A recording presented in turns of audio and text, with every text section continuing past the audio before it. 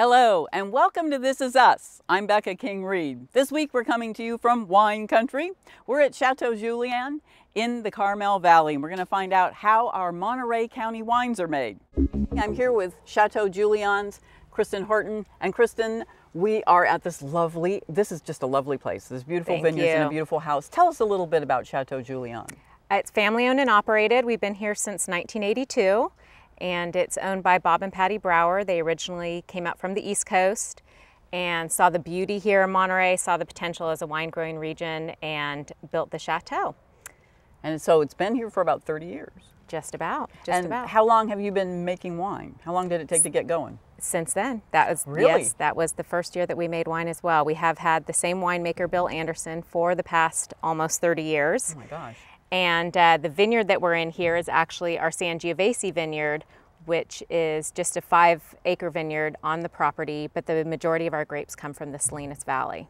Ah, but you get to have these around the chateau, exactly. Which really makes which it we a love. Nice place to visit. We actually planted these in the late 90s, and when we did, there was a group of us from the winery that planted the first vine. So it's a very personal attachment to the winery. Oh, that's very nice. Now talk to me a little bit about the Sangiovese grape. What is the history of that?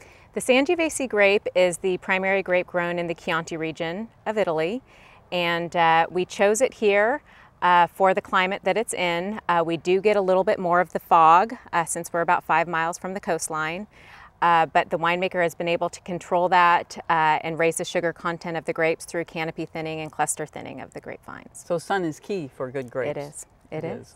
Yes. Okay. Well, let's. When did you harvest, and when do you normally harvest? The vines look very green. Well, due to our location, we actually harvest a little bit later in the season, towards the end of October, early November, whereas the typical Monterey growing season is late August through maybe mid-October. So we do harvest a little bit later, but as soon as we harvest, we then actually take it to the crushing area, and we do everything here on site. Chateau Julien is a full production winery, so we do everything from growing these grapes to crushing them, pressing them, storing them, and doing the bottling as well. Okay, well, you've already harvested, I know, and so the next step is crushing. Correct. So can we take a look at that? Yeah, let's go take a look. Okay. Okay.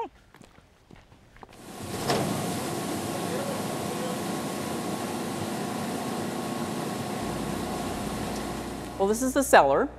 And outside is where those Sangiovese grapes that we saw in the vineyard are being delivered to the machinery outside, which is doing the crush. That's a lot of different things to look at there. Can you describe what's happening? Sure. It's our favorite time of the year here at Winery Harvest. And what we do is we bring the grapes in. They get dumped into a large bin. And at the bottom of the bin, there's an auger. And the auger actually moves the grapes along into the crushing area. And then they are crushed and destemmed, and the stems and the leaves are actually brought off of the grapes and removed, and then the meat of the grape and the juice is brought to the tanks here in the cellar. Okay, so all of that juice comes into these tanks. And how big is a tank like this? How much? This one here is 3,000 gallons. We also have 1,500 gallon or 6,000 gallon tanks, and it all depends. Similar with our barrels, we don't want too much oxygen in with the wine. So depending on how much wine we're producing and how much juice there is, we'll decide which tank the wine will go into. Now it's cold to the touch. Yes. And it's got a lot of pressure gauges on it. What happens inside while the wine is in there? What's taking place? They're all controlled by the winemaker. We do everything from filtering our white wines. We also do fermentation for our red wines. And it's a holding tank for our wine before it goes off to the bottling line. Now the one behind you is covered with frost. Tell me why that is. That one is quite a bit cooler.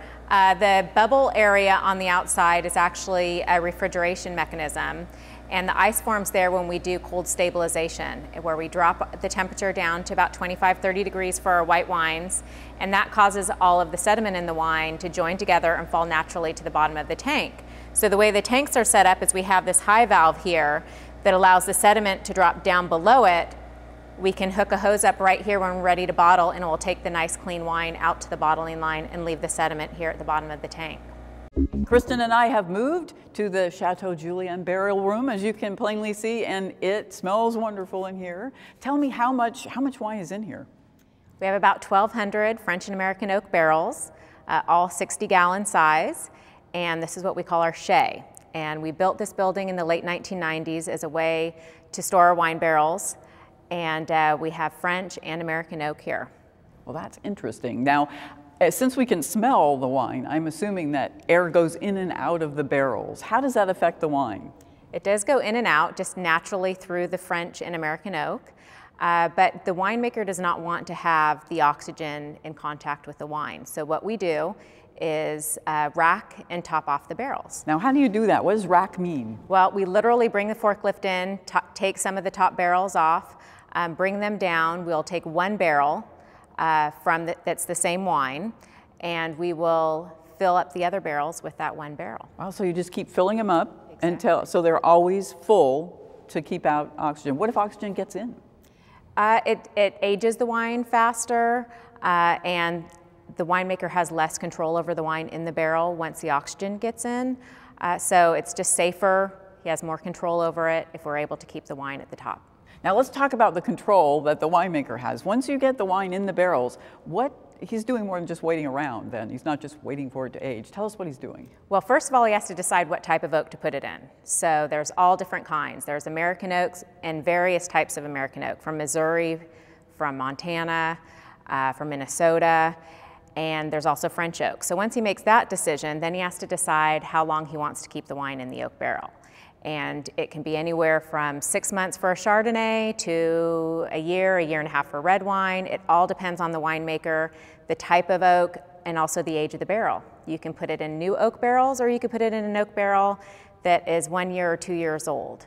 And that will all change the flavor that ultimately goes back into the wine. Now I know that sometimes the barrels are actually burned on the inside. Tell us a little about that. Very interesting the way they make the barrels. They literally toast them. So you can choose a medium toast, a light toast, a heavy toast, and they burn the insides of the barrels to give those flavors to the. So a lot of times when you hear about wine being described, you hear it toasty and the vanilla flavors. Those are the flavors that actually come into the wine through the oak aging process. Kristen, tell me a little about the grapes. Where are they grown in Monterey County?